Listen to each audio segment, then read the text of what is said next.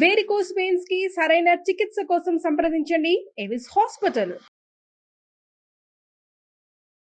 నమస్కారం.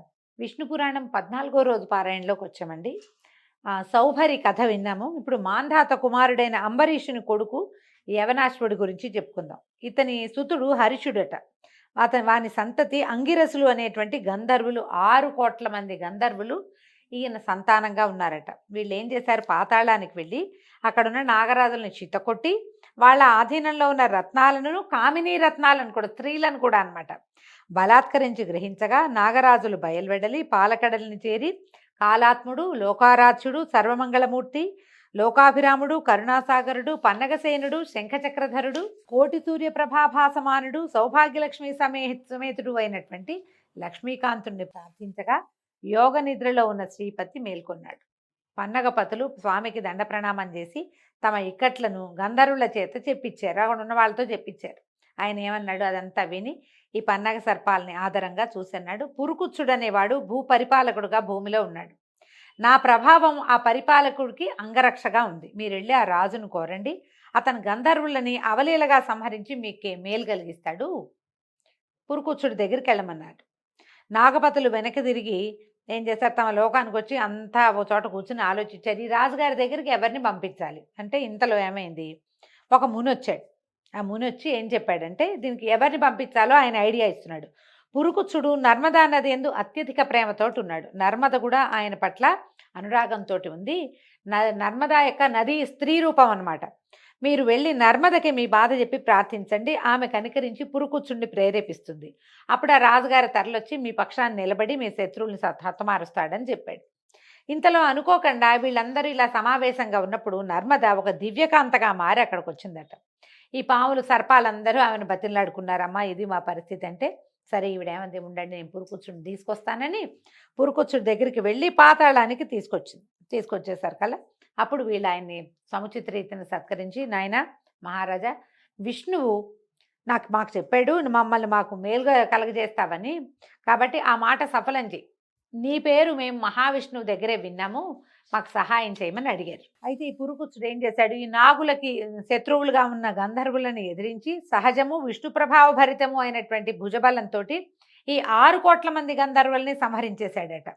నాగులకి నిర్భరమైన ఆనందాన్ని కలిగించాడు. వాళ్ళకి ఎలాంటి కష్టం లేకుండా చేసి వాళ్ళ వల్ల స్వకులాభివృద్ధి, నువ్వు వంశాభివృద్ధిని వరంగా పొంది ఇంటికి వచ్చేసి సంతోషంగా ఉన్నాడు. ఇలాంటి ఉపకారాన్ని తమకు చేసినటువంటి ఈ నర్మదకి ఏమైనా వరం ఇవ్వాలని ఈ పన్నగ వటువులు ఆమెను పూజించి ఏమన్నారు, అమ్మా నీ పేరు చతుర్థి విభక్త్యంతంగా చేసి చివర నమః చేర్చి ఉభయ సంధ్యలందును భక్తితో స్మరించే వాళ్ళకి సర్పవిషం సోకదు.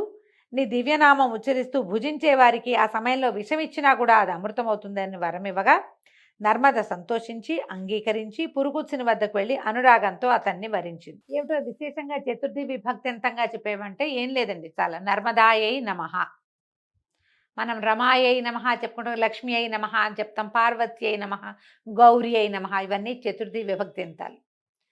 ఇక్కడ కూడా అంతే, నర్మదాయై నమః అనుకోవాలి. అంటే గనక ఎవరైతే ఉభయ సంధ్యల్లో స్మరిస్తారో సర్ప విషం సోకదట. నర్మదాదేవి పాములకి ఇలాంటి ఉపకారం చేసింది కాబట్టి ఆమె ఏం చేసింది, పురుకుచ్చుడి దగ్గరికి వెళ్ళి ఆయన్ని వరించిందట. ఈ దంపతులకి త్రసదస్యుడు అనేవాడు జన్మించాడు. అతని సుతుడు అనరణ్యుడు.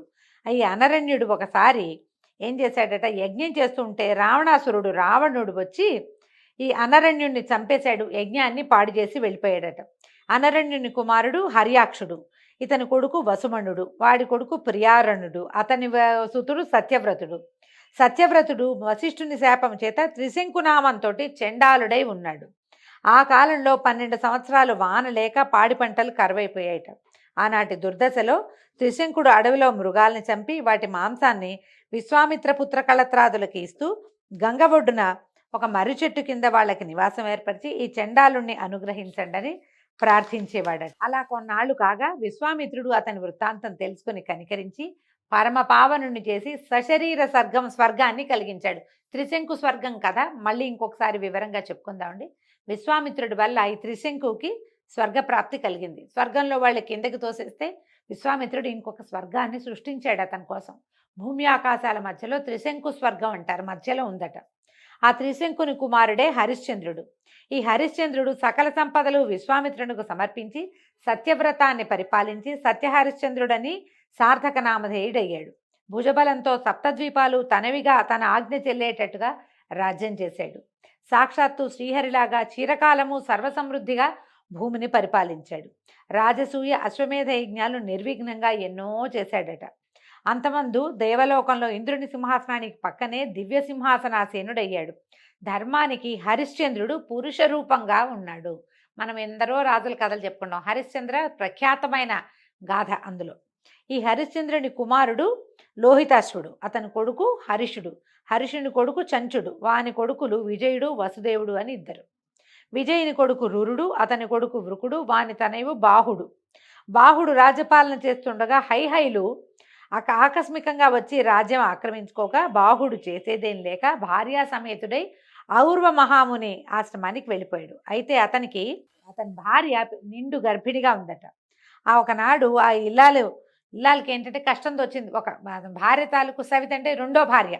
ఆవిడకి ఏమనిపించేది, తనకి సంతతి లేదనే విచారము, సవతికి సంతతి కలుగుతుందనే కోపము ఏకం కాగా ఈ విషం పెట్టిందట. సవితికి విషం పెట్టేసరికల్లా ఆ గర్భం స్తంభించిపోయి ఉండిపోయిందట. అలా 7 సంవత్సరాలు అయింది. 7 సంవత్సరాలు అయిన తర్వాత ఈ బాహుడు పరలోక గతుడయ్యాడు. గర్భం అట్లాగే ఉండిపోయిందట. అంతట గర్భవతి అయిన పట్టమహిషి భర్తతో సహగమనం చేయటానికి సన్నద్ధురాలై చితి దగ్గరికి చేరేసరికి ఆవిడ కూడా సహగమనం చేద్దామనుకుంది. 3 కాలాలు తెలిసిన మహాముని అయినటువంటి ఔర్వుడు ఆశ్రమంలో నుంచి బయటకు వచ్చి ఏం చెప్పాడట, పట్టమహిషిని భారించాడట. అమ్మా, నువ్వు చితిలో ప్రవేశించకు. నీ కడుపులో ఉన్న బిడ్డ అసమాన బలపరాక్రమాలు కల వీరుడై విరోధి యముడై భాస్కర సమతేజుడై రాణిస్తూ ఏకఛత్రాధిపత్యంగా భూమిని పరిపాలిస్తాడు. ఎన్నో యజ్ఞాలు దేవతలకు నరులకు సంతుష్టిగా చేస్తాడమ్మా. చక్రవర్తి అవుతాడు. బలిష్ఠులైన కొడుకులు మిక్కిలిగా కలవాడవుతాడు. ఈ సాహసాన్ని విడిచి ధైర్యంగా ఉండు అని చెప్పాడు. చెప్పేసరికల్లా ఈవిడేం చేసింది, ధైర్యంగా ఉండి భర్తకి పరలోక క్రియలు చేయవలసినవన్నీ చేసేసి ముని ఆశ్రమంలోనే ఉన్నది. అయితే కొన్ని దినాలకి గరముతో కొడుకుని కన్నది. ఆ విషంతో అలా బిగుసుకుపోయి ఉన్న పిండం మెల్లిగా శిశువుగా మారింది. అప్పుడు ఆ విషంతోటే కుమారుడు జన్మించాడట ఆమెకి. అయితే ఔర్వుడు అనే మహర్షి ఆ పిల్లవాడికి సగరుడు అంటే గరము అంటే గరళము తెలుసు కదా మనకి. గరళం అంటే విషం, గరము అన్నా కూడా విషమే. సగరుడు అని పేరు పెట్టాడట. అయితే పేరు పెట్టి జాతకర్మాది క్రియలు జరిపించి చెవులోపనయనాదులు, విద్యాభ్యాసము, శాస్త్రము, అస్త్రశస్త్రాదులు అన్నిటికి సంబంధించిన శిక్షణ, ఎన్నో విద్యలు నేర్పించాడు. అయితే ఏమైంది, ఒకనాడు సగరుడు తల్లి దగ్గరికి వచ్చి అడిగాడట, అడవుల్లో ఉండటం ఎందుకమ్మా మనకి, మనం ఇక్కడ ఎందుకున్నావు, మా తండ్రి ఎక్కడున్నాడు అని అడిగితే అప్పుడు ఏం చెప్పేది, నాయన హైహైలు మూకమ్మడిగా వచ్చి పోరాడి మీ తండ్రిని అడవులకి పారదోలారు. తర్వాత సవితి మీ పింతల్లి నాకు విషం పెట్టింది. మీ నాన్నేమో ఇలా పరలోక గతుడు అయ్యాడు. ఔరుని చేయూతతోటి నేను నిన్ను ఇట్లా పెంచాను నాయన అనేసరికల్లా ఇతను ఏం చేశాడట, సగరుడు ఆ దుష్టుల్ని వధించి ముల్లోకాల్లోనూ మా నాన్న కీర్తిని వ్యాపింపచేస్తానని చెప్పి హైహైలను యుద్ధానికి పురికొల్పి అందరినీ ముక్కలు చెక్కలుగా ఖండించేశాడట. అయితే ఈ సగరుడి బలపరాక్రమాలు, ఈ పరాక్రమాన్ని చూసి శక యవన కాంభోజాదులు బెదిరి పారిపోయి వశిష్ఠుని దగ్గరికి చేరారట. వశిష్ఠుడు ఆలోచించి వాళ్ళని కులాచారాలు విడిచి గతి తప్పిన వారిగా, బతికున్న చచ్చిన వారిగా చేసి సగరుడి దగ్గరికి వెళ్ళాట. వెళ్ళి, రాజా నీ ప్రతిజ్ఞ చెల్లింది, హైహైలంతా చచ్చిపోయారు, వీళ్ళంతా కూడా చచ్చిన వాళ్ళతోటే జమ. ఎందుకంటే వీడు ఎప్పుడైతే కులాచారాన్ని పాటించలేదో వాడి బతుకున్న వాడి కింద లెక్కే కాదు. నీకు భయపడి ప్రాణరక్షణ కోరుతూ నా శరణు వచ్చారు. శరణన్న వాళ్ళని కాపాడాలి. నేను మీ వంశీయుల కులగురువుని, ముందు నుంచి నా మాట మన్నించాలంటే సరే ఆయనకు ఒప్పుకొని ఏం చేశాడట, ఆ రాజుల్ని విడిచేసి మీ స్థానాల పోండి, మీ రాజ్యాలు మీరు పరిపాలించండి అని పంపించేశాడు. అప్పటి నుంచి యవనులు బోడి తల్లల వాళ్ళు, యవనులకి నెత్తి మీద జుట్టు లేదట. శకులు సగం బోడి తల్లట. పారదులు విరబోసిన జుట్టు కలిగిన వాళ్ళు, ప్లవులు మీసాలు గడ్డాల వారు, కాంభోజులు అధ్యయనం లేని వారు అయ్యి ఈ కులాలు అంటే వీళ్ళందరూ మనవాళ్లే. శకులు, యవనులు, కాంభోజులు వీళ్ళంతా కూడా భూమి మీద మనతో పాటు ఉన్నవాళ్లే.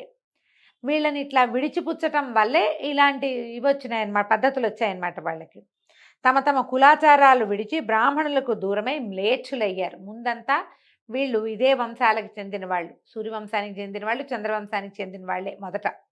ఇలాగ సగరుడు తండ్రి శత్రువులను దునుమాడి తన నగరానికి వచ్చి అభిషిక్తుడై 7 దేవులకు అంటే సప్ద్వీపాలకి ఏకంగా ఉన్నటువంటి వసుంధరని పరిపాలించి చాలా అద్భుతమైన చరిత్ర కలిగిన వాడై ఉన్నాడు. వినతాకశ్యపుల కుమార్తె అయినటువంటి సుమతిని, విదర్భ రాజపుత్రికైన సుకేసిని పెండ్లాడి రాజ్యభోగాలు అనుభవిస్తూ హాయిగా ఉన్నాడు. ఉన్న తర్వాత పుత్రకాంక్షతోటి భార్యల కోసం ఔరువుని దగ్గరికి వెళ్ళి ఆయన చెప్పాడట, నాకు కుమారులు కావాలని కోరుకునేసరికల్లా ఆయన ఏం చేశాట, ఒక భార్యకేమో వంశవర్ధనుడైన కుమారుడు, ఇంకొకటికి 60 మంది కుమారులు కలుగుతారని చెప్పాడట. విదర్భ రాజపుత్రి ఒక కూతుర్ని ఒక కొడుకుని కోరుకుందట, నేను అంతమంది పిల్లల్ని కనలేనని. అలాగే సరే ఏమైంది, కాశ్యపి వినతా కశ్యపుల కుమార్తె అయిన సుమతి నాకు 60 మంది కుమార్తెలు కావాలి. మనం 60,000 మంది అని కథల్లో వింటామండి. 60,000 మంది అని కూడా ఉన్నది ఒక చోట. ఈ భాగంలో మనకు 60 మంది అని కనపడుతుంది.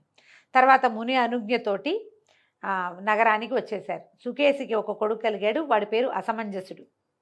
ఈ సుమతికి 60,000 మంది 60 మంది కుమారులు జన్మించారు. ఈ అసమంజసుడు ఏంటంటే పేరుకు తగినట్టుగానే తమ్ముళ్ళని వెంట పెట్టుకుని ఎన్నో రకాల చెడు పనులే చేసేవాడు. పిల్లల్ని నీళ్లలో ముంచేసేవాట, సరదాకి చేసేవాడు.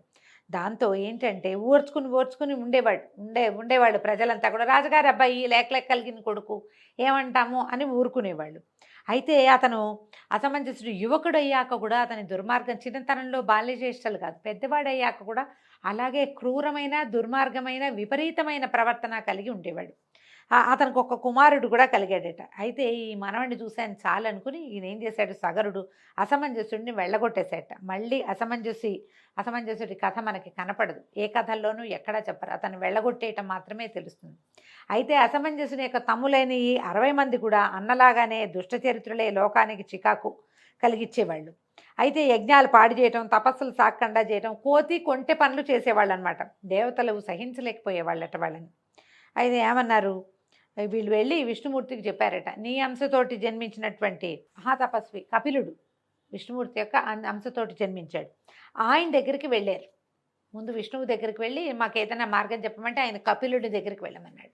కపిలుడి దగ్గరికి వెళ్ళి ఇలాగా సగరుని కొడుకుల దుష్ప్రవర్తన, వాళ్ళు ఎట్లా ప్రవర్తిస్తారు, యజ్ఞయాగాదులు ఎట్లా పాడు చేస్తున్నారు, దేవతల అంశభాగాల్ని రానివ్వకుండా ఎట్లా చేస్తున్నారు చెప్పాము. నువ్వు పద్మాక్షుడివి, భగవంతుని అంశతోటి జన్మించిన వాడివి కాబట్టి వీళ్ళ ఆటలు ఇట్లాగే సాగనిస్తే క్రమంగా యజ్ఞవ్యాగం అనేది నశించిపోతే మేమేం చేయాలి. అయితే ఇట్లా చెప్పేసరికల్లా కపిల మహాముని ఆయన తపస్సు చేసుకుంటున్నాడు. ఆయన ఏమన్నాడంటే, ఒకసారి పాపం పండితే వాళ్ళని మనం ఎవ్వరు ఏమీ చేయక్కర్లా, వాళ్ళ పాపానికి వాళ్ళే నాశనం అయిపోతారు. వాళ్ళు చేసినటువంటి పాపపుణ్య కర్మల ఫలితం వాళ్ళు అనుభవిస్తారు. కాబట్టి అచిరకాలంలో పాపకర్మలైన సగరనందన్లు రూపుమాసిపోతారు, మీరు బాధపడకుండా వెళ్ళండి, వాళ్ళ కాలం సమీపిస్తుందని చెప్పి పంపించేశాడు. ఇంతలో ఏమైందట, సగరుడు ఇలా పిల్లలు విపరీత ప్రవర్తన కలిగి ఉన్నారు, వీళ్ళకి ఏదైనా సరైన పని పెట్టాలని అశ్వమేధ యాగం చేయడానికి దీక్ష పూని అశ్వ రక్షణ కోసం తన కుమారులను నియోగించారట. ఈ 60 మంది లేదా 60,000 మంది గుర్రం వెనకాల ప్రయాణం చేశారు. కొంత దూరం వెళ్ళిన తర్వాత ఏమైంది, దేవదూత ఒకడు వీళ్ళని మోసం చేసి యజ్ఞాశ్వాన్ని భూమి యొక్క వివరంలోంచి ఒక బిలంలోంచి లోపలికి మళ్లించి నాగలోకంలో తపస్సు చేస్తున్న కపిల మహాముని ఆశ్రమంలో ఆయనకు ఎదురుగుండా ఉన్న ఒక చోట కట్టేసి వెళ్ళిపోయాడు. ఇంతలో సగరనందనులు తేరుకున్నారు. యజ్ఞాశ్వం మాయమైపోయిందని వెతికి గుర్రం కనపడకపోవడంతో భూమి మీద 4 చెరగులా వెతికి చివరికి భూమిని తవ్వి లోపలికి ప్రవేశించి పాతాళంలోకి వెళ్ళిపోయి కపిల మహాముని ఉన్న చోట అక్కడ యాగాశ్వాన్ని చూశారు. అసాధారణ దీక్షతో కళ్ళు మూసుకుని తపస్సు చేసిన మహాముని చూశారు. ఆయన కొంత దూరంలో చెట్టు కింద ఉన్న యాగాశ్వాన్ని చూసేసరికల్లా ఈ ఆయుధాలని జల్పిస్తూ, మా తండ్రి చేస్తున్నటువంటి యజ్ఞాన్ని పాడు చేయడానికి వీడెవడో వడంబడ్డాడు, వీడే తీసుకొచ్చి ఉంటాడని భావించి ఇదట్లా సన్యాసిలాగా నటిస్తున్నాడు, చితకొడదామని చెప్పేసి అందరూ మీదకెళ్ళారట. ఎప్పుడైతే తనని సమీపిస్తున్నారో ఈ 60,000 మంది, ఆయన కళ్ళు తెరిచి చూశాడట. కళ్ళు తెరిచిన మరుక్షణం ఏమైంది, కళ్ళలోంచి నిప్పురవ్వలు వచ్చేసి మొత్తం ఈ 60,000 మంది బూడిదైపోయారు. ఎప్పటికీ యాగాశ్వం వెనకాల వెళ్ళిన కుమారులు రాకపోయేసరికల్లా సగరుడు విచారించి గుర్రాన్ని తోలుకురమ్మని తన మనవడు అసమంజసుడి కుమారుడైనటువంటి అంశుమంతుడిని పంపించాడు. అతను ఈ 4 చెరుగులా వెతుక్కుని తన బాబాయిలు వెళ్ళినటువంటి ఆ భూ వివరంలో ఇంచే నాగలోకాన్ని చేరి ఈ కపిల మహాముని దర్శించి నమస్కారం చేసి ప్రార్థించాడు. ఎందుకంటే సగరుని కుమారులు ధూర్తులు, యుక్తాయుక్త విచక్షణ జ్ఞానం లేని వాళ్ళు, కానీ అంశుమంతుడు అలాంటి వాడు కాదు, చాలా వివరం కలిగిన వాడు, ప్రత్యేకమైన ఆలోచన విధానం ఉన్నవాడు. ఈయన ఎప్పుడైతే కపిలుని ప్రార్థించాడో ఆయన నుతికి ప్రసన్నుడై వత్స గుర్రాన్ని తీసుకుపోయి మీ తాత యజ్ఞం పూర్తి చేయించు అనేసరికల్లా ఇతను అడిగాడు, మా తండ్రులు ఇలా బూడిద కుప్పలైపోయారు, వీళ్ళకి స్వర్గలోక నివాసం అనుగ్రహించంటే ఇప్పుడు కుదరదు అని చెప్పాడు. నువ్వు చెయ్యలేవని నీ పౌత్రుడైన భగీరథుడు అతి తపోనిష్టతో శివుని కృపబడిసి సురగంగని భూమికి రప్పిస్తాడు. ఆ గంగాజల కణాలతో ధరణి పరమపావనమవుతుంది, గంగా ప్రవాహం ఇక్కడికే వస్తుంది, దాని తుంపర్ల చేత నీ తాతలు నీ తండ్రులు పవిత్రులై స్వర్గలోక వాసన అవుతారు. ఈ విష్ణుపాదం నుంచి పుట్టిన ఆ మహానది గాలి సోకినంతనే ఎలాంటి పాపాలైనా ఆ ఏటిలో కలిసిపోతాయి. ఆ పుణ్యనది జలాలలో స్నానం సకల పాపహారం. గంగాజలం ఒక్క కణమైనా సరే శరీరంలో ఏ ఒక భాగంలో పడినా కూడా మనిషి పాప విముక్తుడవుతాడు, నువ్వు గుర్రాన్ని తీసుకుపోనాయనా అని చెప్పేసరికి అంశమంతుడు గుర్రాన్ని తీసుకొచ్చేశాడు. తర్వాత యథావిధిగా అశ్వమేధం పూర్తి చేశారు. సగరతనయుల చేత రూపొందిన సముద్రునికి సాగరుడని పేరు వచ్చింది. ఈ భూవివరాన్ని ఎప్పుడైతే వీళ్ళు తవ్వేసరికల్లా అప్పుడు చిన్న జలపాయగా ఉండేటువంటి సముద్రము చాలా పెద్దదైందని చెప్తారండి. ఈ సగర వృత్తాంతంతో ఈరోజు భాగం పారాయణ పూర్తయిందండి. రేపు ఉదయం మళ్ళీ తర్వాతి భాగంలో కలుసుకుందాము. నమస్కారం.